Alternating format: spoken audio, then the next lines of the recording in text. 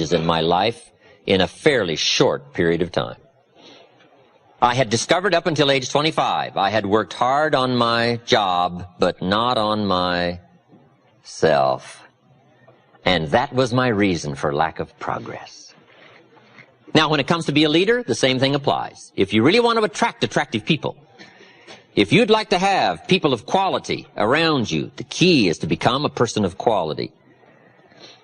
Leadership, the ability to attract someone to the gifts and skills, opportunities to be around you as a manager, as a parent. I call leadership the great challenge of the 80s in a wide variety of areas, science and politics, and industry and education, sales, and here's a major one, parents. Sometimes parents don't see themselves as leaders, but it is the greatest chance for influence as a parent. I call leadership the challenge to be something more than mediocre, the step up to the new challenge, the new opportunity. It was said of Abraham Lincoln, he was at his mother's bedside when she died, and her last words were, "Be somebody, Abe." And if that story is true, evidently he took it to heart and proceeded from that moment to become somebody. And that's the key to leadership, inner inspection of your gifts and your skills, your integrity and your character.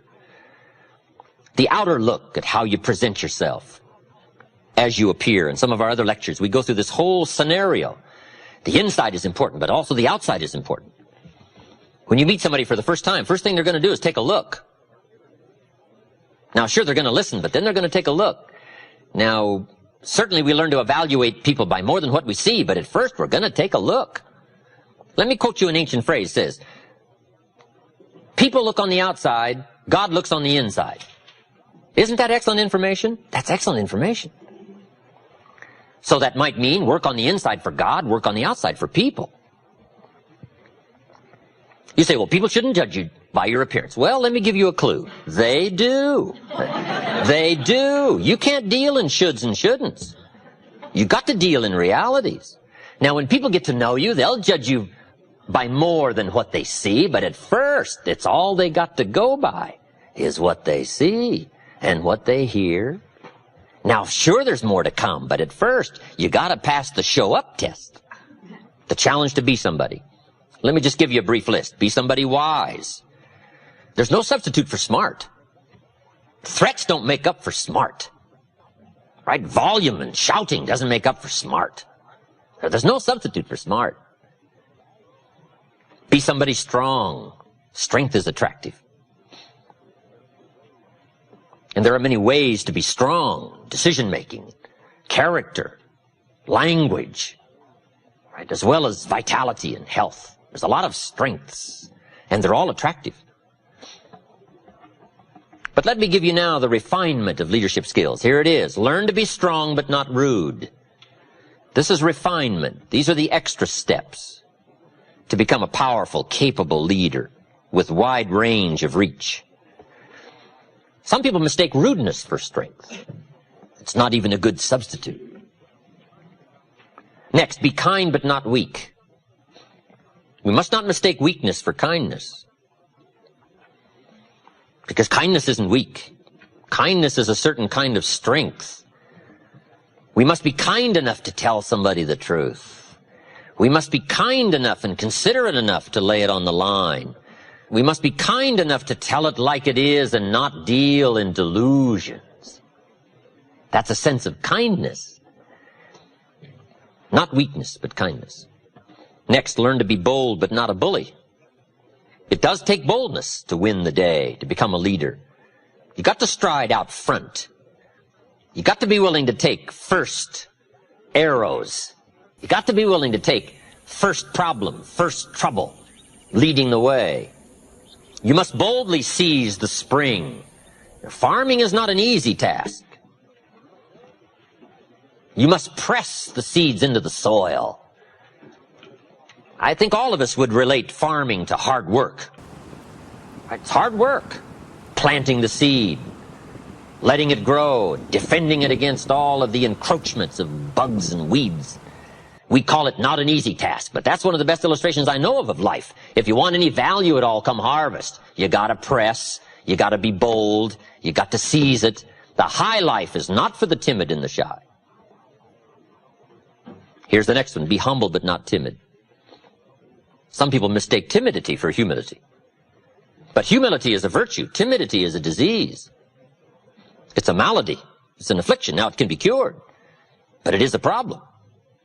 But humility is a almost godlike word, a sense of awe, a sense of wonder, a sense of dimension, a sense of understanding the distance in worth and value, an awareness of the human soul, the spirit, something unique about the human drama versus the rest of life. Humility is a grasp of the distance between us and the stars, and yet having the feeling that we're part of the stars. Next, be thoughtful but not lazy. It's okay to dream, but we must not just become a dreamer. Here's a good refinement. Be proud but not arrogant. It takes pride to win the day. It takes pride in company, philosophy, opportunity. It takes pride in community, school. It takes pride in group, organization. It takes pride in cause and accomplishment. But the key is to be proud without being arrogant. Do you know the worst kind of arrogance? Arrogance from ignorance. It's hardly tolerable, right? Next, deal in realities. Deal in truth. Save yourself the agony. Just accept it like it is. Life is fairly unique. Accept it as unique. Now, best to call it unique. Some people call it tragic, but it's best to call it unique. The black widow spider eats her mate after he's finished his noble task. Now, some people would call that awful. I think it's more important to call it unique. Unique. That's unique.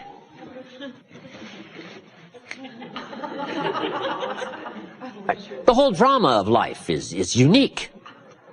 Right? The Bible is one of the most fascinating books to read because it is so unique in its presentation. One story says, God and Satan were chatting away one day. Now, see, I wouldn't have thought that. Isn't that unique? And they're chatting away, and looking down on what's going on the earth. Now, see, that's unique. I thought, how often do they get together and chat and talk about all this stuff? I don't know. But the drama of the story is absolutely fascinating. I mean, it's unique. And on this particular occasion, the story says, God got to bragging about one of his favorite people, Job. And he got to saying, Job, he's my favorite friend. Job, he's the greatest, he's the richest, he's the most powerful, and I'm taking good care of my friend Job. And he kept saying, Job. And finally, Satan got it up to here with Job. And he said, yeah, God, Job, your special friend. You've got this wall built around him. I can't get to him in my normal fashion. And God said, well, he's a special friend of mine. Right? We got this thing going, so I'm taking good care of him. Now, this conversation is going on. I find that fascinating. I find it unique. And finally, in the scenario of the story, Satan says to God, I tell you what, God, if you were to take that special wall of protection down from around your special friend, and if you were to let me at him, I promise you in a short period of time, doing my specialty, he will curse you to your face and then die. God said, you're out of your mind. He would never do that. Not my special friend. Satan said, would you like to wager? Wow. Isn't that fascinating? God says, interesting question. I wonder what Job would do. Now, see, Job doesn't know this is going on. Isn't that fascinating? That's a fascinating story. Finally, according to the scenario of the story, unbelievable, God went for the bet. And he had just one requirement. He said, just one thing. Satan said, what's that? God said, well, you can't kill him. Because he's my special friend. Satan said, okay, I don't need to kill him. But you just take the wall down, let me do my number, and I promise you he will curse you. God said, no way. Satan said, I will do it. And the bet is on. Isn't that fascinating? That's fascinating. According to the terms of the wager, God did as he was required by the wager, and he took the wall down from around his special friend. And when he did, according to the story, Satan did one of his all-time famous numbers on the man. First, took his family. Second, took his wealth, destroyed him. And blow 3, took his health. That's called triple blow. Your family, your fortune, and your health. In one of the last scenes, Job is sitting on the ashes with everything gone, and he is scraping his sores with a rock. And his wife comes along, and she's observed all of this scenario, God forsaking his special friend Job. And she said to Job, "It looks like your friend has forsaken you. Why don't you just curse him and die?" Satan said to God, here's where it happens. God says, he hasn't talked yet. Isn't that fascinating? That's fascinating. While they both watch, wondering the outcome of this wager, Job says, from his ashes, "Never. I will never curse my friend." God said, "I knew it. I knew it." And he picks up the bet. 10-1 or whatever it was. I don't know. It doesn't say what the wager was. Isn't that fascinating? Now, the rest of the story says God did make it up to his friend, Job. And when you play these kind of games, you do have to make it up.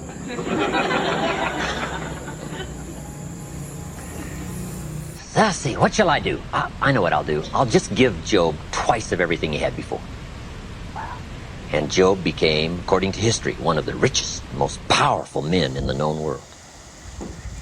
But isn't that a fascinating scenario? Don't you find that fascinating? Now, it may be a bit frustrating, but we learn to turn frustration into fascination, right? And you just give up on a lot of this trying to figure it out and say, that's one of those things. It's a fascinating thing. I used to say, liars shouldn't lie. See, we call that wasted energy. Why would you deal in such Mickey Mouse pronouncements, right? Liars are supposed to lie. That's what they're supposed to do. That's why we call them liars. Lie. You wouldn't expect them to do anything else. Lie to say, liars shouldn't lie. We call you naive. And we especially call you naive if it upsets you, instead of finding it fascinating. Right? Somebody cuts you off on the freeway. You go chasing them down the freeway and shaking your fist. Hey, save yourself. They say they shouldn't cut you off on the freeway. Hey, hold on, hold on. That's what they're supposed to do. They're known as cutter-offers on the freeway. And if you say, those people shouldn't cut you off, we call you naive, naive. Come on. Here's some stuff that saved me a lot of agony and a lot of anguish and a lot of sleepless nights I used to go through and pulling my hair and wondering. I gave up on all that when I finally understood the 80-20 rule. Let me give some good clues on the 80-20 rule. As a leader, as a manager, being able to influence other people in this 80-20 group, here are some clues. Learn to spend 80% of your time as a leader with the 20%. For maximum efficiency and productivity, this is part of the key. Since it's going to be 80-20, and there's plenty of examples to show that it's 80-20, not exactly, but fairly close. Ask the minister of the church, who picks up the tab here? And he'll say, probably, 20% of the people pick up 80% of the tab. I mean, this is called one of those things, okay? So what do? Well, you learn to work with it and not try to solve it. It's like trying to solve the seasons. You don't solve the seasons, you learn to work with the seasons. They're all set. And some of these things by history are all set. The key is to learn to work with the way it is set. So part of the key of leadership is learning to spend 80% of your time with the 20% because they're doing the 80%. We would call that good leadership sense. Now you say, well, how do you do that? Let me give you part of the answer and how to do that. Here it is. Spend individual time with the 20% and group time with the 80%. This is part of the answer to leadership skills. However, guess who wants your individual time? The wrong group. But that's what life's all about, right? Accepting this challenge. So now you've got to be what we call clever. And you've got to be, another key word, diplomatic. Diplomacy and strategy are two key words for leadership to understand. Diplomacy and strategy. Here's part of the diplomacy. Mary comes and says, I've got a question. You say, Mary, bring your question Saturday morning. I'm going to meet with everybody, and I'll cover it then. She says, okay. Now, it might not be that easy. But if you start trying to put this in perspective now, groups, you can deal with the 80% by groups, and you can talk to the 20% individual. Now, the pull is in the opposite direction, and it always is. Gravity is the downward pull. Life is the struggle in the opposite direction of gravity. It's downward pull. Life is moving in the opposite direction of the normal negative. Now somebody says, well, I'll just fire the 80%. They're only doing 20% of the business. Well, I wouldn't fool with that. Because after you've fired the 80%, before too long, whoever is left, 20% of them will be doing 80% of the business, and 80% will be doing 20%. Right? This is not something you fire. This is something you learn to work with. The 80-20 rule, very important rule. Now, let me give you some other clues to understanding ratios and numbers, categories in this challenge of leadership. The next subject is called the law of averages. The law of averages. So important to understand the law of averages. The law of averages in a personal sense is very simple. Here's what it says. If you do something often enough, you'll get a ratio of results. It's important for leaders to understand ratios. Because if you're working with people, you got to have some charts. You got to know ratios. You got to be able to evaluate your own performance, their performance. Ratios. What do we mean by ratios? Well, let's say you're in sales, you join a company, and you start representing the product or the service. And you're first getting started, you talk to 10 people. 9 say, no, I wouldn't care for any. 1 says, yes, I'll take some. We call this your opening ratio. Now, 1 out of 10, it all depends on what you're involved with, whether or not that's a good ratio or a poor ratio. You say, well, that's not too good a ratio. Well, it all depends. Okay? But it's your opening ratio. So at first, you don't worry about what the numbers are. At first, you just get some activity going. Now, we call this very simply 1 out of 10. Now, here's what's very exciting about dealing in ratios. Once a ratio starts, it tends to continue. Now, this is some things leadership needs to know so that you're not frustrated. If you talk to 10 people, 1 says yes. If you talk to 10 more, chances excellent, you'll get another one. If you talk to 10 more, chances excellent, you'll get another one. It's uncanny. I don't even know how it works. All I know is it works. There's a lot of things you don't need to know how they work. Just work them. Right? A lot of people are studying the roots. Others are gathering the fruit. I mean, it depends on what end of this you want to get in on. It just works. It's a fascinating subject, the law of averages. Okay? Now, once you know that your ratio pretty well is in there, 1 out of 10, now you can start to compete. It is so important to compete, to test your skill against someone else's skill. What someone else can do is a pretty good insight in if you stretch what you might be able to do. So competition is a very healthy thing. Now, you've got to be very smart here. If you've been with this company, let's say a long time, and you've been there so long, you're so good, you can get 9 out of 10, and I just joined and I can only get 1 out of 10, if we have a 30-day contest as to who can get the most to say yes to our product or service, if we have a 30-day contest, you and me, even though I can only get 1 out of 10, I will win. You say, well, I've been here a long time, I can get 9 out of 10. How could you possibly beat me? It would be very simple. Now, it might not be easy, but it would be very simple. During the 30 days, since I understand now these ratios, during the month, while you talk to 10 and get 9, I will talk to 100 and get 10. So that at the end of 30 days, you got 9, I got 10, I beat you. Isn't that clever? Let me give you a scenario here. If you're bright, what you do if you're new, you make up in numbers what you lack in skill. This is called helping people with the numbers, helping people with ratios. Someone says, well, I can only get 1 out of 10. Say, that's got nothing to do with competition. Now, after 30 days, I may be fairly exhausted. But see, I'm pretty good for a 30-day run. One is I don't sleep much for 30 days. About 4 hours sleep is all I need. For 30 days. Now, I got to back off after 30 days, I'll admit that. But for 30 days, I can go on 4 hours sleep. Now, see, it's hard to beat somebody that won't sleep. How are you gonna beat somebody?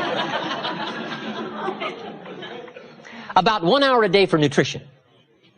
That's all I need. 1 meal a day, 1 hour a day for nutrition. In 30 days, how are you going to beat somebody that won't eat? Won't eat, won't sleep. The answer is, it's hard. It's hard, even if they're new. But if the new person is so clever to make up in numbers what they first lack in skill, I'm telling you, you can compete even though you're new. The key is to be bright enough to understand ratios. Here's the next clue. Ratios can be increased. You talk to 10, get 1, talk to 10, get 1, talk to 10, get 1, talk to 10 more, get 2. Why would about the fourth time you talk to 10, you get 2 instead of 1? You're getting better. Key question, who can get better? Answer, anybody who tries. All you got to do is put together the numbers. Right? Your brain is as good as anybody else's. Your chances are as good. All you got to do is find a way to put out the extraordinary effort to do an ordinary thing extremely well. Ratios. Success is a numbers game. It's important to keep track of your numbers. In baseball, we call it batting average. Whatever you're doing, the key is to keep track of your success and how good you are at whatever.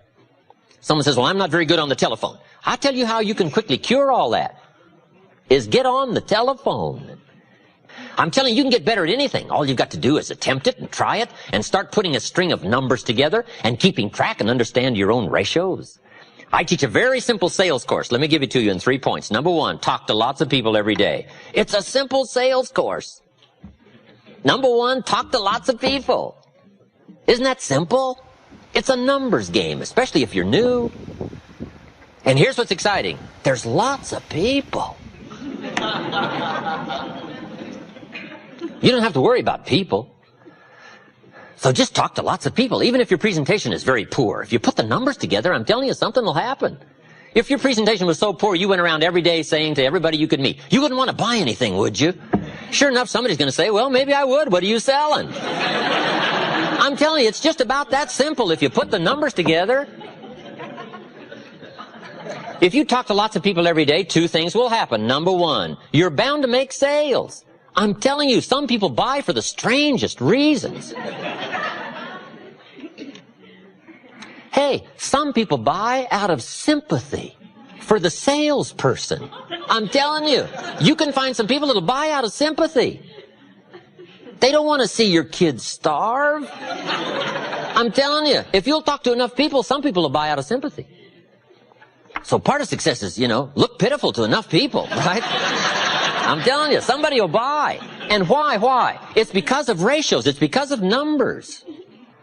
Now, you can have a much better presentation than you wouldn't want to buy anything, would you? You can get a little brighter than that. But if you start just that simple, it's simple. Someone says, where do you start? Anywhere. It doesn't matter. If you're in sales, walk outside, find you a rock, throw it up in the air. Wherever the rock comes down, start right there. That's a good place to start, anywhere. The next person you see, say, sir, you're the first man after the rock. And that'll get a conversation started. I'm telling you. They may back up while they talk, but something will start. And the reason is understanding the numbers. The numbers, you don't have to be so cleverly skillful. All you got to do is be bright enough to understand that numbers can make up for lack of skill to begin with. And if you're in a leadership position to help people, help them with their ratios. Say, John, let's go over these numbers one more time. How many calls? Who did you talk to? Okay. So that's my sales form. It's very simple. Number 1, talk to lots of people every day. You're bound to get better. You're bound to find somebody. Number 2, be real nice. When the weather isn't, be real nice when people aren't. A big part of presentation is attitude, personality. And 3rd is simple. Give good service. Write all the notes most people don't write. Do all the extra things most people don't do. Call them before they call you. Service leads to multiple sales. If you'll take good care of somebody, they'll open doors you could never open yourself. They'll take you by the hand and share you with people that you never thought you could reach. Service leads to the multiples. That's a simple sales course. But it starts with numbers, understanding ratios.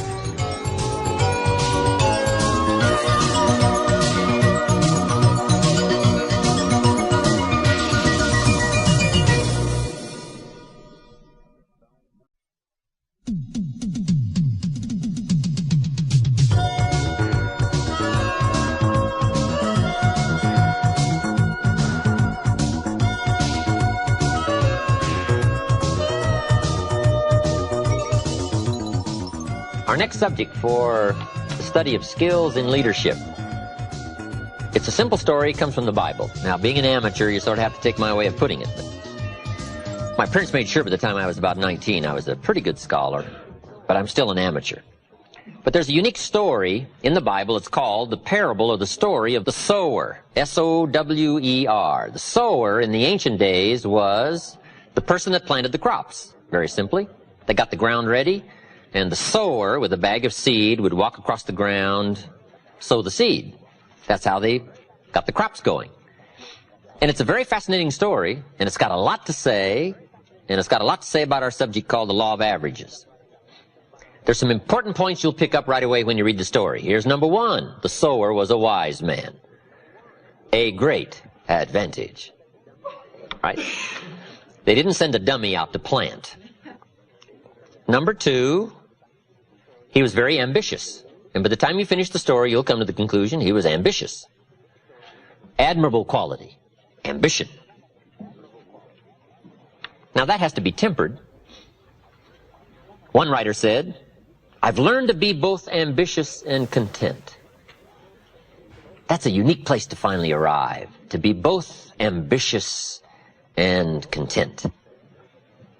But this story says the sower was very ambitious. Nothing wrong with ambition, as long as you work the right formula.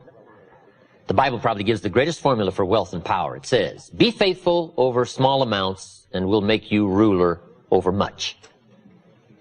Good philosophy. Which teaches us, number one, I think it's okay to wish to be a ruler. Nothing wrong with that. But here's how you become a ruler. Good stewardship when the amounts are small. The guy says, oh, if I had a fortune, I'd take good care of it, but I've just got a paycheck, so I don't know where it goes. I say, no. When we really check your faithfulness is when the amounts are small. I said to Mr. Schoaf when I met him at age 25, I said, you know, if I had more money, I'd have a better plan. He said, Mr. Rohn, I would suggest to you if you had a better plan, you'd have more money. It's not the amount that counts. It's the philosophy that executes your plan that counts. If a child has $1, what should he do with it? It's very important. It's going to determine the rest of his life, what he does with $1. You say, well, it's just a child and it's just $1. We call that massive errors in judgment. It's only a child and it's only $1.